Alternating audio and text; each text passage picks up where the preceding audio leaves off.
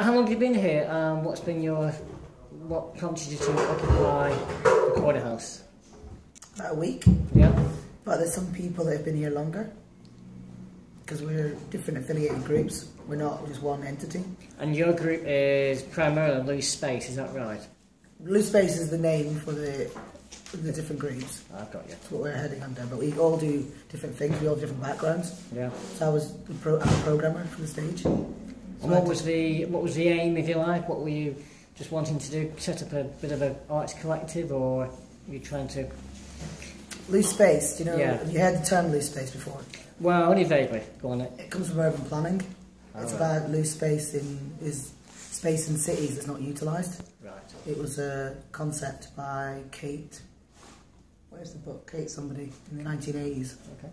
It was about reappropriating space. She said that space in cities, certain spaces become waste space unless somebody takes ownership for them or does something with them. Yeah. She talks about themes about appropriation, where you appropriate a space, Exactly. and then you have resistance from the outside. No matter what that space is, then you have tension within your own group to make that space happen.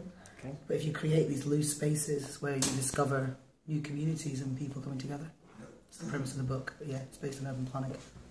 And how quickly did it take off? You drew people in from all over the city. I mean, how many people have you had coming, and you know over the week? Yeah, what's it been like? We've programmed.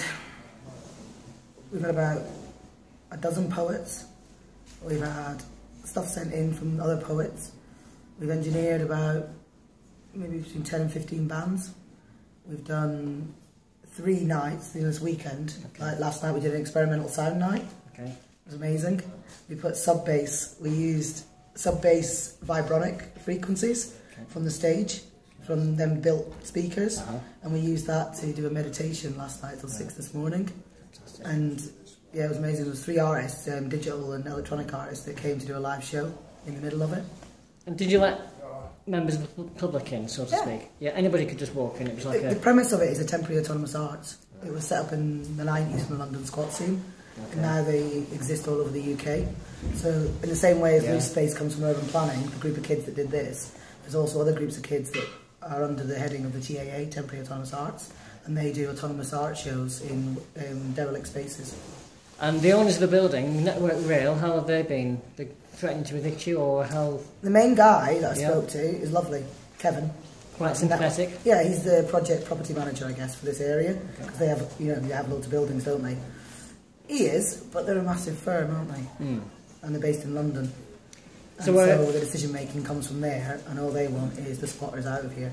It's quite funny because I rang them to negotiate, and I was about on the phone for about half an hour, and I got through to Stockport, and everyone was really sympathetic to me. And then they realised in the phone call at some point that actually I wasn't a member of the public, and I wasn't. And they realised I was one of the squatters. Yeah. And it was just this woman. Changed. No, this woman on the phone was just like, she was really shocked. She was like, "Just didn't expect you to be civilised."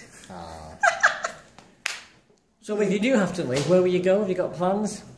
Perhaps. I don't really know what the plan is. I was here for this show, so we'll see if something else happens. And there's quite a lot of stuff around about the homeless, so you'd make it a political point as well about homeless situation in Manchester. Yeah, of course. But maybe, the theme of the whole show was how to make a house. It was what is home. Empty space. Yeah, what is home, and it was 2. It was 2-sided. One to do with gentrification of the corner house that now is home, and the other side of it is for homeless people. Like they get put back into accommodation, but they don't have a community there, and they don't fit into the services, so they get back on the street again. Did you have homeless people coming in? Yeah, of course. Well, the group that are actually in Loose Space are actually homeless. Right. Well, they're linked into the homeless. Okay. This group, Loose Space, have been running for about a year and a half, 2 years, and they're linked into the frontline services that are dealing with youth homelessness in the city. Because it's a big problem. Yeah. Really big in the city. Yeah. Well, people migrate to cities as well, don't they? So homeless, at certain points of the year in certain cities, you're going to have more homeless than you do at other points of the year. So yeah, winters in Manchester are not very nice for homeless people. There's lots of them. So you're going to clear up today, leave it as you found it, and move on and another venture, maybe in the city. Shame though, isn't it?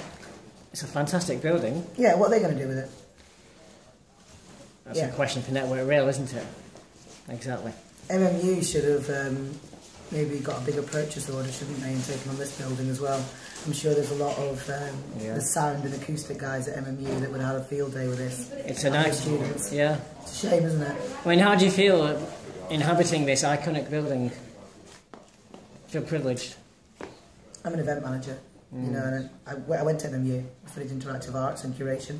Right. So I think it's a wasted opportunity. I think Network Rail could have left us here for 3 months. I think it could have brought some of the Manchester creatives in music together to make...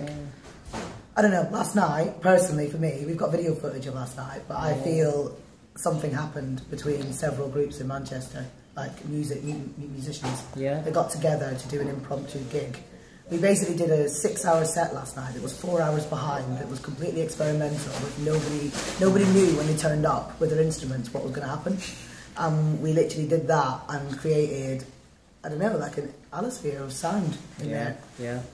What a place to have sound. Thank you very much. It's been fantastic.